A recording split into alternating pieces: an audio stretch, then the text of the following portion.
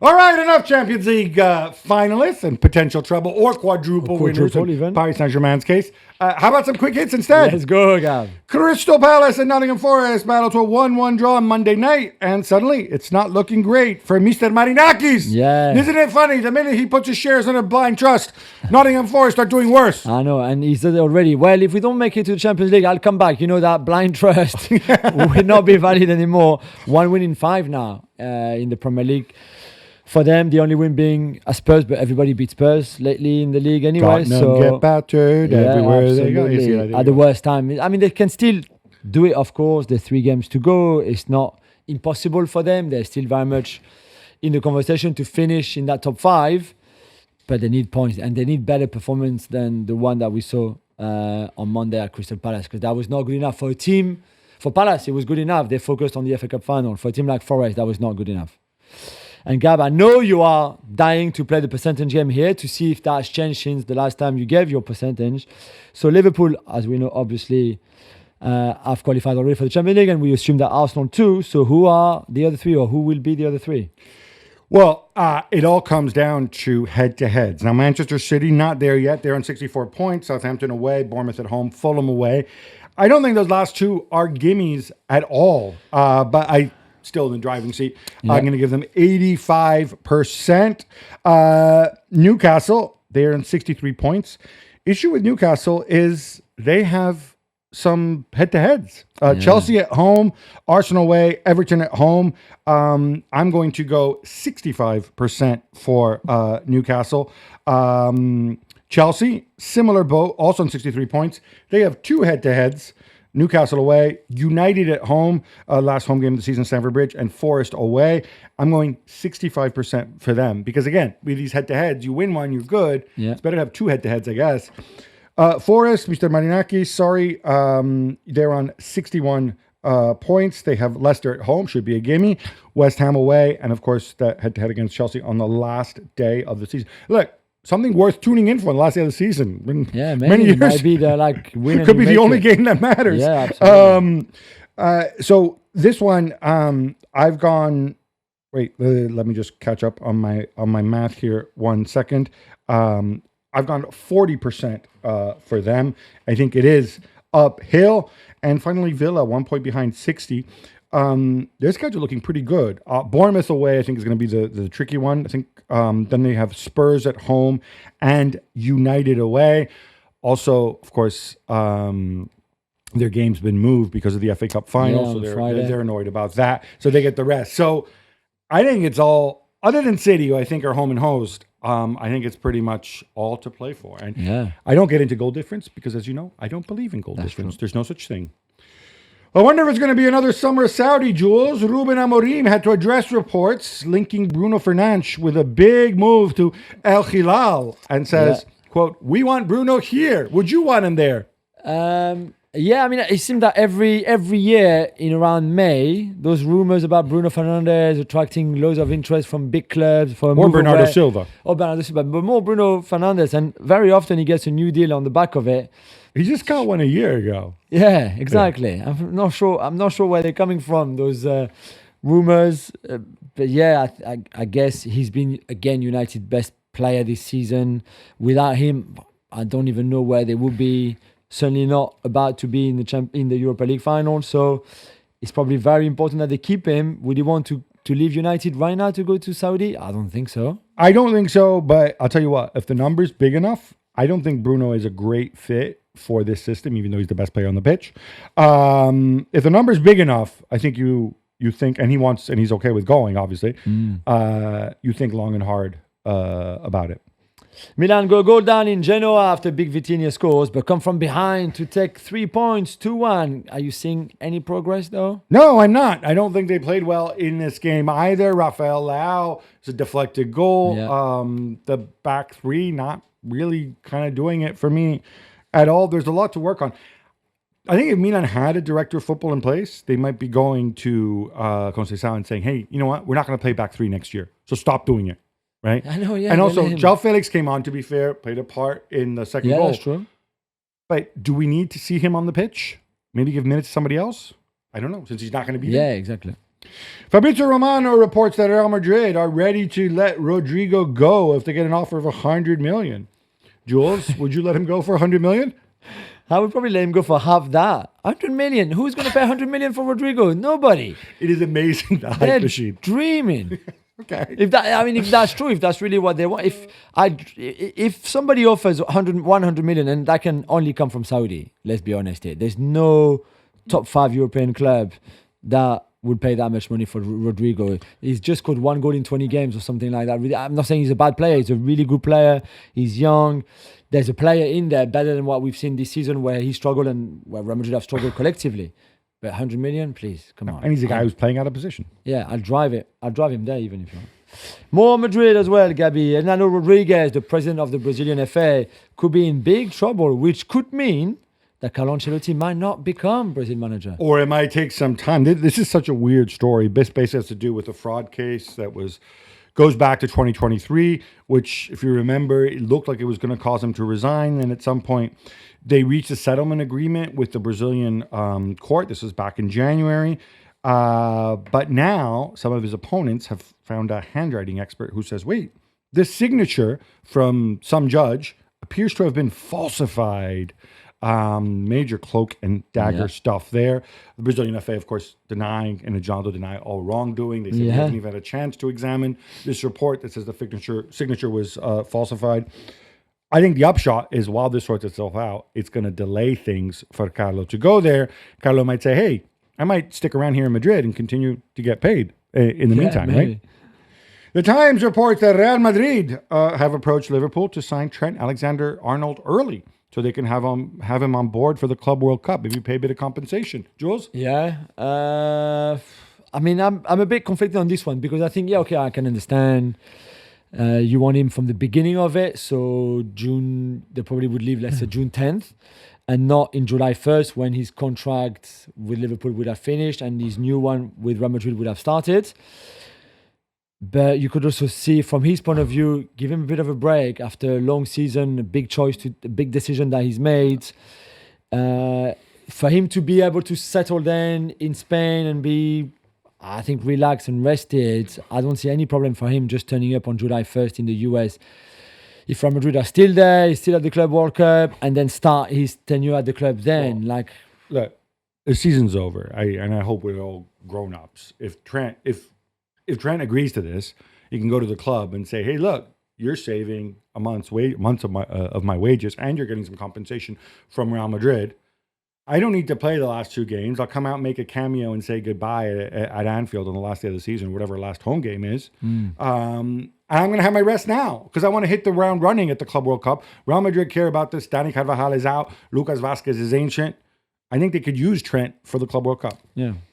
Arsene Wenger says changes to the offside rule will be implemented within a year. Yeah, he's talking out of his backside.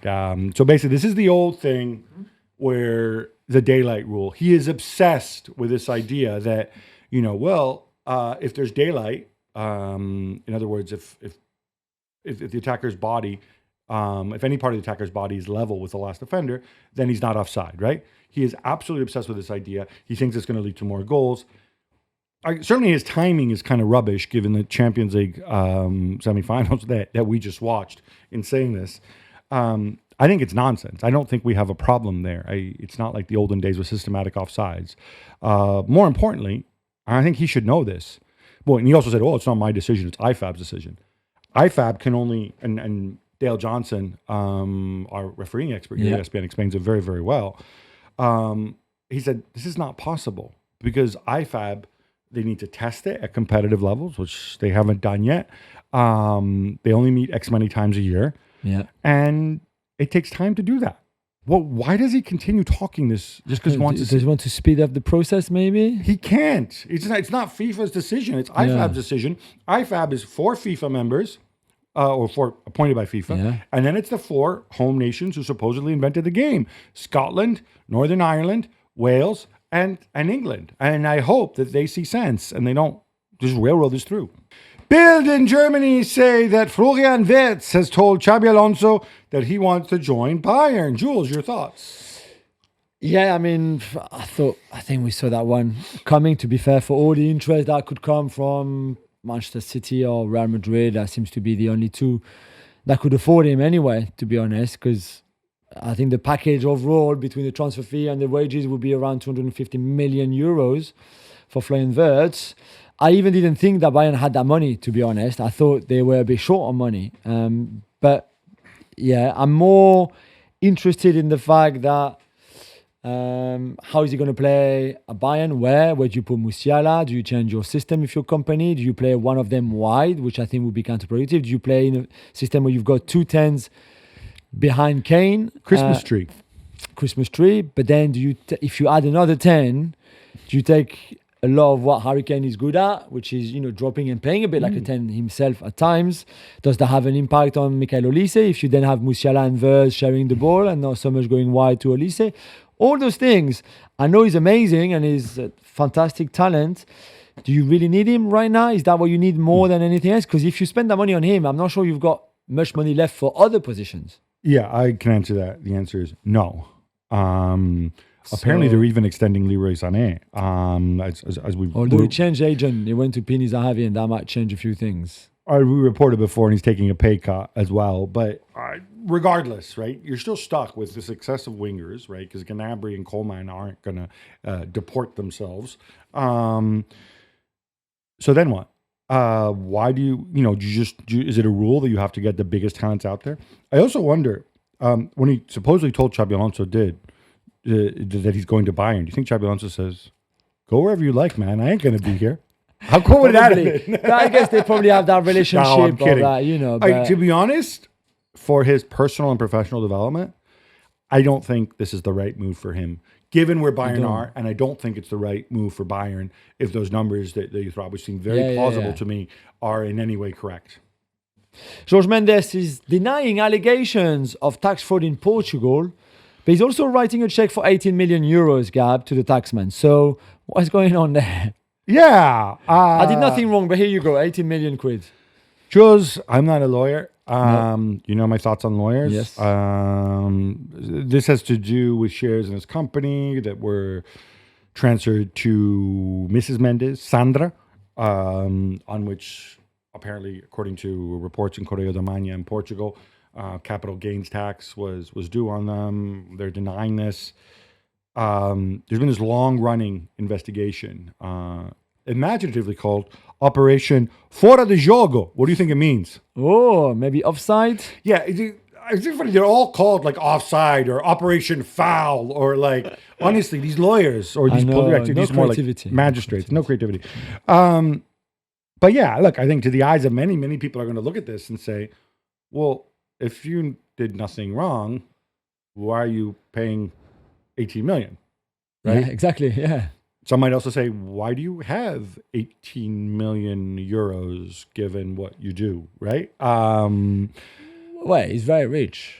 He's very rich, yeah. But people might also start questioning about how easily he can write an 18 million euro check in liquid assets, right? True. So, look, it's not a good look for him. But then again, there's a lot of people who don't like Uncle George. Yeah, true. And there's a lot of people who, let's face it, are jealous and envious of Uncle George, too. Yeah, that's true.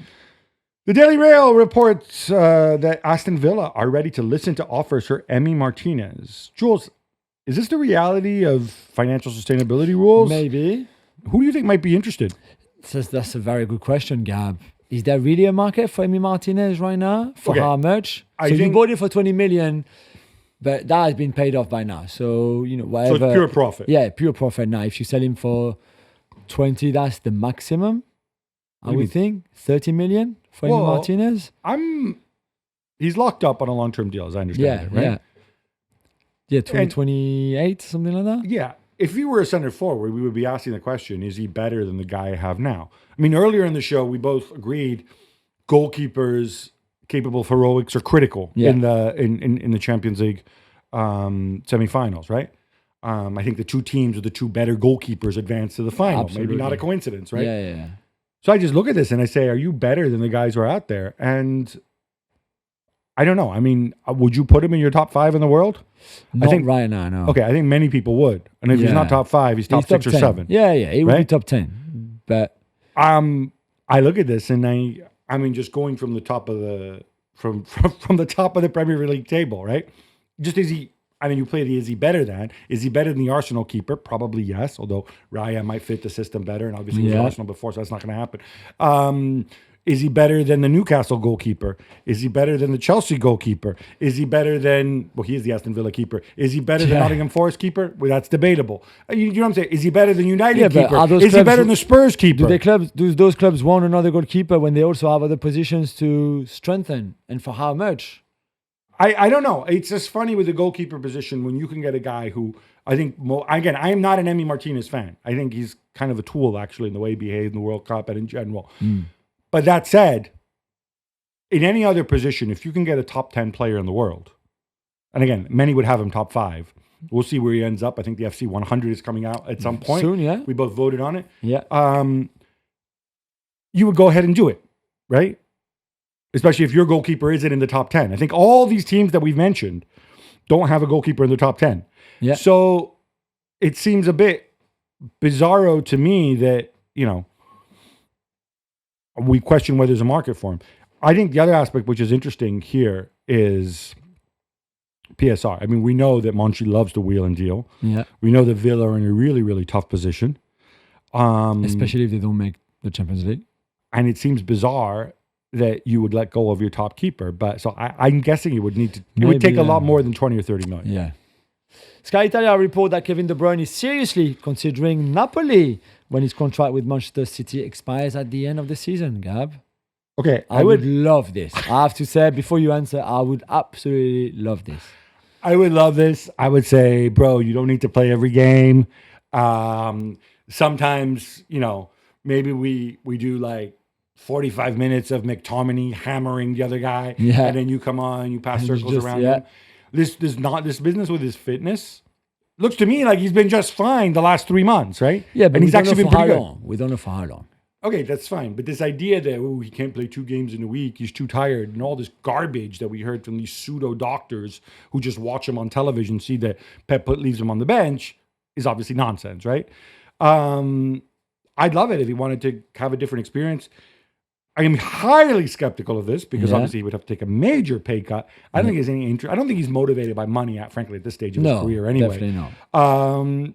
But he does like Naples because he got married in Sorrento, just outside Naples, right. on the advice of his good buddy and Napoli legend, Neapolitan in his heart forever, Dries Mertens. And obviously his other buddy, Romelu Lukaku, of course, plays in Naples. So that's right. Yeah, I don't think this is going to happen. But it would be fun. It would be such a change of pace for Napoli. Yeah. Joe Montemurro is leaving Olympique Lyonnais women's team after just 1 year. Jules, what happened? He didn't like the food in France's culinary capital? You're right. It might be the food. It might be, I don't know. Do we agree? Sorry, first of all, Lyon is the culinary capital of France. That's good food all over, but that's what they believe over there. That's what they say. Yeah, that's what you might dispute that. Absolutely, absolutely. Yeah, he's going back to Australia and will manage the Matildas. The Australian women's national team, which I guess as an Australian himself is probably a very appealing job. I get that. But you are also leaving behind you one of the best teams in Europe with Chelsea and Barcelona, really. And I wonder if he was kind of pushed out a little bit as well after the disappointment of the Champions League and them not making it to the final. And also they still have the playoffs to play in the league as well, so the semi-final and then potentially the final, so they're not champions just yet. But I think there was a bit of disappointment within the club about his tenure because he's only been there 1 year. Are you suggesting maybe some at the club aren't too sad that he said goodbye? I wonder if it's more of a mutual... I wonder, Michelle Kang, if you're watching this, let us know. Yeah. Or in fact, as ever, John Textor, if you're watching this, since you still have some interest as a fan in Lyon women, right? I'm sure. Let us know. Brighton owner Tony Bloom is about to take a 29% stake in Hearts, the Scottish club, for £10 million, Gab. Apparently he wants to disrupt the Celtic and Rangers duopoly. And he's going to do it through data and the Brighton way. I find this really, really interesting. Yeah. Also the way Hearts, of course... they have a setup where you've got fans who have to approve this. They're going to vote on this. If he takes a stake, he's not going to have any voting rights, which is also part of the reason why 29% is valued at just 10 million. I mean, I know it's Scotland, but still. Can he bring those innovations? Just even hiring Tony Bloom as a consultant, Yeah. to me sounds like a really, really good deal. I don't know. I think he wants to challenge himself. Of course, he had the tie-up with Union Saint-Gilloise, which is kind of more muted, although, his guy Alex Muzio is still in charge over there. So, I don't think that trail's gone totally cold, although they may not have the financial stake that they once had. I think it's interesting and exciting. I agree. If you're a Hearts fan, I think you're excited. And I think the fact that he's not going in there saying, I don't need the voting rights, I think makes a big difference because the power rests with the fans. I would hate it. As you know, I'm an advocate of the fan voting role, the fan ownership. I think sometimes you get pretty fugazi fan ownership at many clubs because there's a million barriers put in. If there aren't barriers, if the fans really remain in charge, then I think this is a good deal. I think it'll be interesting. I agree. As expected, the Court of Arbitration for Sports has officially excluded Leon from the Club World Cup. And we know why, because they're owned by the same people, Grupo Pachuca. Jules, a playoff on May 31st between LAFC and Club America moves one step closer.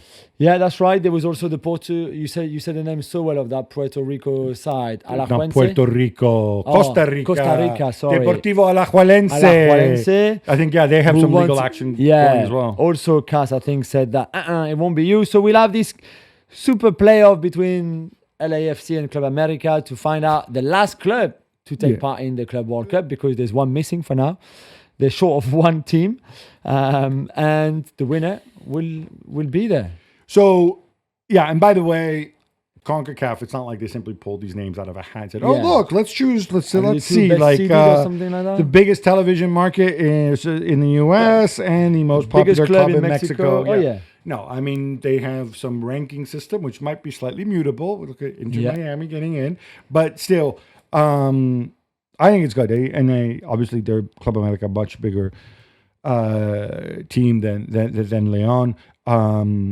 I'm just shocked that Pachuca thought they were going to get away with this because they kept fighting it for so long. And guys, the rules are clear. And this is one situation where I think we can praise FIFA for drawing the line. Yeah. More Arsene Wenger, since he always makes headlines, Gabi, he thinks that the Europa League winner should not get a Champions League spot the following season, and that we'll see more and more free agency. What do you make of all of this? None of it. I mean, they're interesting talking points. It's interesting to hear from him. I wish he would speak more openly.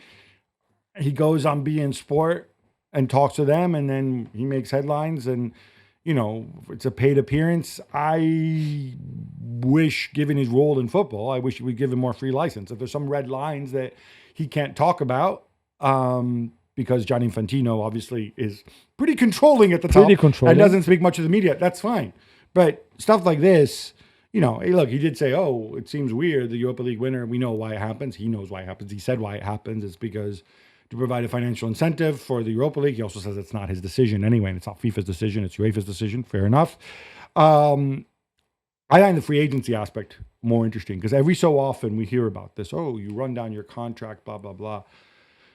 A lot of agents I talk to would love this if this was the case, if there was more free agency, because obviously they could get much fatter commissions. Yes. In reality, they say, what we often ignore about footballers is, especially, ones who are settled, who have families, footballers generally don't want to move. And they know that the window to move to a bigger club is pretty limited. And that if somebody comes and does an offer for you or puts money on the table, then you better consider it. So I'm not sure his prediction's correct. And the other reason, there's a lot of clubs hoping his prediction isn't correct. Yeah. Because a lot of clubs, when we talk about amortization and stuff like that, a lot of their finances are predicated on financializing these players, right? And acquiring them for not much money and amortizing them and then, transferring them for a fee later. So, they're going to hope Wenger's wrong about this. It's time! It's Textor time! Jules, our hero, was invited by your boy, Nasser Al-Khelaifi. That's right. To Paris Saint-Germain. I don't think he wore his cowboy hat this time. No, he made a joke about it, saying he left it at home. Again, with the cowboy hat. He's hilarious. JT, you're hilarious. Although I bet he wore fancy trainers, right? No, I think he was in a suit from what Cowboy I saw. boots at least? No, I don't think so. I don't think so. Missed opportunity. In the meantime, he's made a submission to the High Court. This is to do with a case where Bruno Lage, he had hired him to coach Botafogo, Yeah. sacked him almost straight away. Yeah.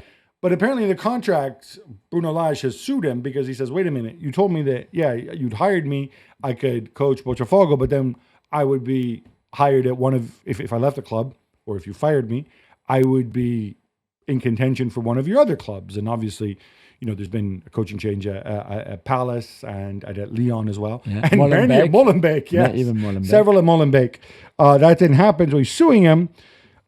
Apparently, reportedly, Textor says, oh yeah, I did sign the contract, but, quote, part of his defense is, it's an unenforceable agreement in law, unquote. Lawyers, huh? Yeah, I don't know what that means, but it doesn't look like he could get away with this one. And like, I mean, who would give a contract where you said, listen, go and manage this club, but if you're not good enough, don't worry, I give you another of my clubs. This is just the bonker. I mean, I know this is John Textor's world, and we're just living in it. Exactly. We're hostages. Absolutely. We understand that, JT. Don't worry, we get you.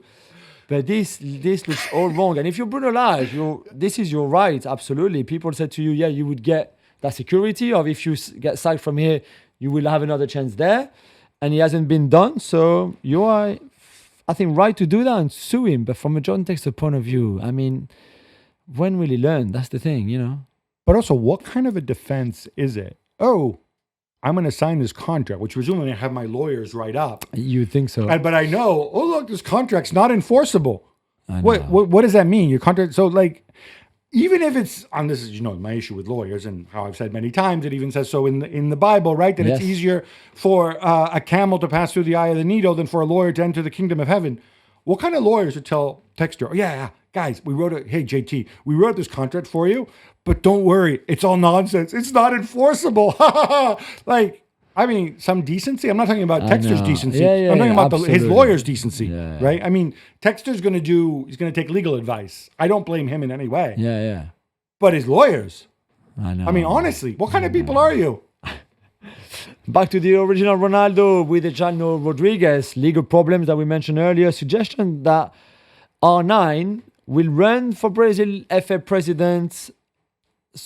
Will run. So there will be another elections for Brazilian president. Well, if Ronaldo Rodriguez has to step aside. Yes, exactly. Yes. And that Ronaldo would run. Again. But to do that, to be able to run for the presidency of the Brazilian FA, he will need to sell his club of Valladolid, which is the owner, which is proving difficult.